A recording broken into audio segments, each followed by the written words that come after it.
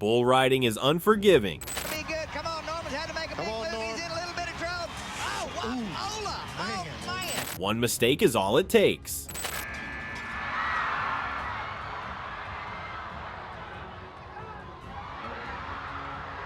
These are the 10 wrecks that left riders broken, battered, and forever changed. Let's start with Shawn Maize. Wild Thing stomped his leg with a force it was never meant to survive.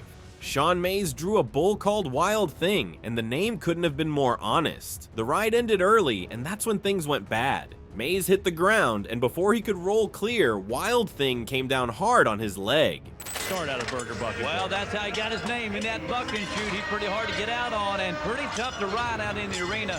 One stomp, full weight. No forgiveness. You can see it clearly in the slow motion replay. Again in slow motion, and he's going down, and this bull's just gonna, oh!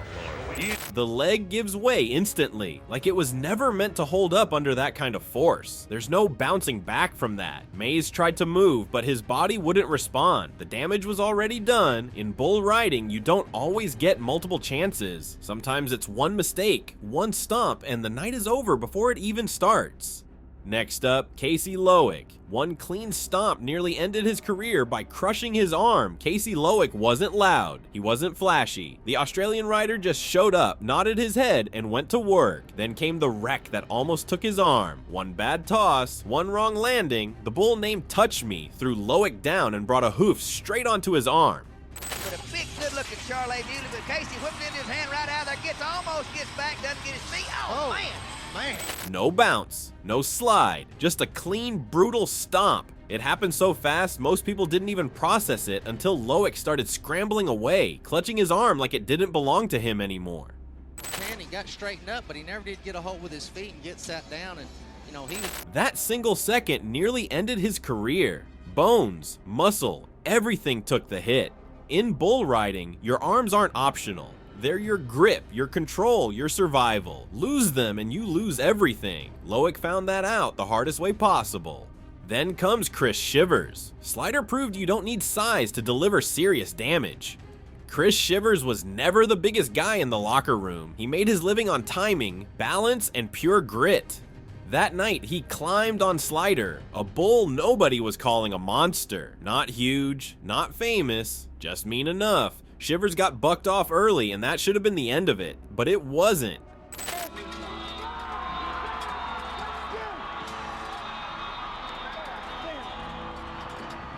Slider turned back with bad intentions and drove straight into him, smashing Shivers into the dirt like he weighed nothing. No time to roll away, no time to protect himself, just impact.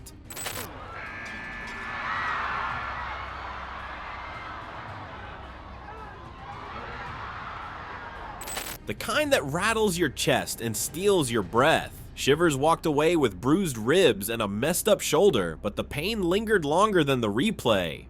That wreck was a reminder that size doesn't matter in bull riding. Any bull can flip the switch and ruin your night in a heartbeat.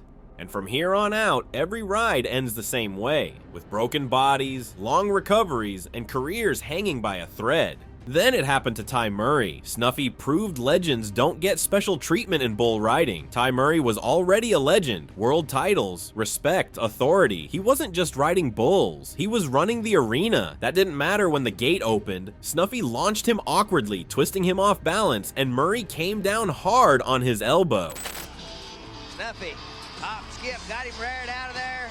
Oh, man. The shoulder dislocated instantly. Pain like that doesn't care about trophies or reputation. Most guys be calling for this bull just kind of lunged out. Yeah. Thought he was going left and had him bucked. Oh, watch his left elbow.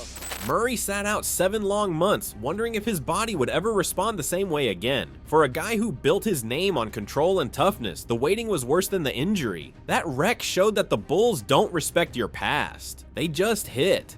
Up next, Mark Ward. Navajo erased months of work with 2 heavy stomps in seconds. Mark Ward was riding with confidence at the 1999 PBR World Championships. Everything felt right. Then Navajo decided otherwise. The bull spun hard, jerked Ward straight down, and before he could recover, Navajo turned back.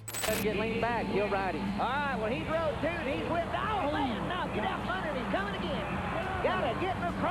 One stomp, then another, each one heavier than the last. Ward felt his leg break under the pressure and knew immediately it was finished. Not sore, not bruised, finished. Unable to get away, and the bullfighters are right there doing their job, but when you're underneath them, they're just... He later said the pain was instant, and worse than that was the realization that months of training were gone in seconds. He couldn't stand, couldn't move. They had to carry him out while the bull walked away untouched. Then comes Ronnie Kitchens. One wrong landing turned into life-threatening damage nobody saw coming. Ronnie Kitchens looked solid riding Pinky at the 1997 Ty Murray Invitational. Then the bull turned chaotic. No rhythm, no pattern, just violence. Kitchens got thrown backward and landed square on the horns. Right there in the gate to the left. Come on, Ronnie, down inside. Move too big. Watch out now. This bull will, he'll bump you around. The pain didn't feel sharp or sudden. It felt wrong, deep, like something inside had torn loose. Kitchens struggled to move, knowing something serious had happened. Kind of burning knee. Just moves in there just a little big. Down in there now. Now right in here is gonna get the breath knocked out, but boom, I'm there right knee. At the hospital, doctors confirmed it. His spleen had ruptured, internal bleeding, life-threatening damage you couldn't see from the stands. He was out for 2 months. Lucky it wasn't worse. Kitchens later said the pain wasn't on the surface. It lived deep inside where you can't brace for it or shake it off. That's what made it terrifying. Coming up, Terry Don West. Hollywood smashed him hard enough to shut his body down. The Western Union money round in Phoenix was supposed to be big for Terry Don West. The bull, Hollywood, came out spinning hard and fast, and West made a split-second decision that changed everything. Instead of bailing, he overrode. Baby, he likes to go to the right. Whoa, whipped him down and just, muffed him out. Oh, get it moving, TD. That choice cost him. Hollywood whipped him down, and West took 2 brutal shots almost back-to-back. One from the horns, one from the back end. Bad, he was just in the way. Had that mask on, boys, and that helped him out. The damage wasn't obvious at first. No broken bones, just a concussion and a neck injury that quietly wrecked his life for 2 months. West later explained how concussions mess with everything. Balance disappears, vision blurs. You look fine, but inside, nothing works the way it should. And before you think fear stops anyone, Norman Curry took a horn to the face and climbed back on anyway. Norman Curry was riding locomotive breath when everything went sideways. One bad move, one spinning bull moving faster than your brain can process. Curry got bucked off, and before he could protect himself, the bull came around and caught him clean in the face. Come on, Norman, had to make a big move. He's in a little bit of trouble. Oh, hola. No shoulder, no chest, straight to the face. The hit was violent enough to change how he looked and how he felt every time he breathed. And had to just duck inside to shoot. You make a big move on one spinning that fast, man, I'm telling you. Doctors had to repair the damage surgically, and for most people, that would be the end of the story. Not Curry.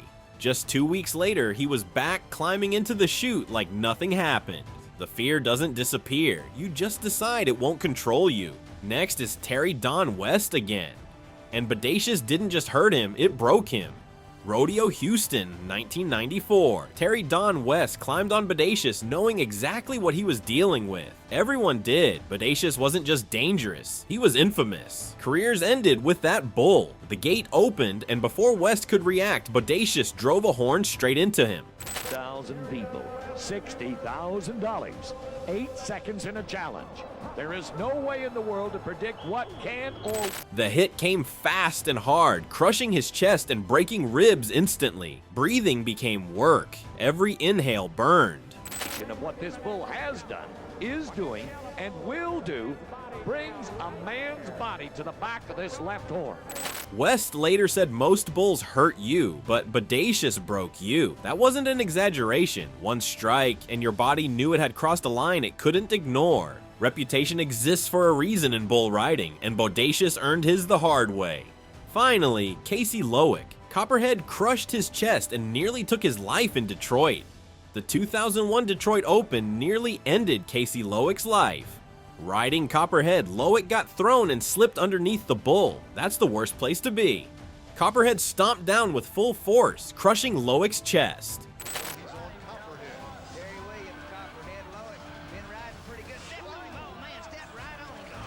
Ribs shattered on impact and one punctured his lung. Air stopped coming in. Panic took over. Loick couldn't breathe, couldn't move, couldn't fight back. Which is a little bit too long. He goes right under him, back foot comes down, and I mean, it looks like it must have been a direct hit. He thought it was over right there in the dirt. Medics rushed him out, and an emergency chest tube saved his life by re-inflating the collapsed lung. He missed the finals, but he survived. Loick later admitted he truly thought he might die that night.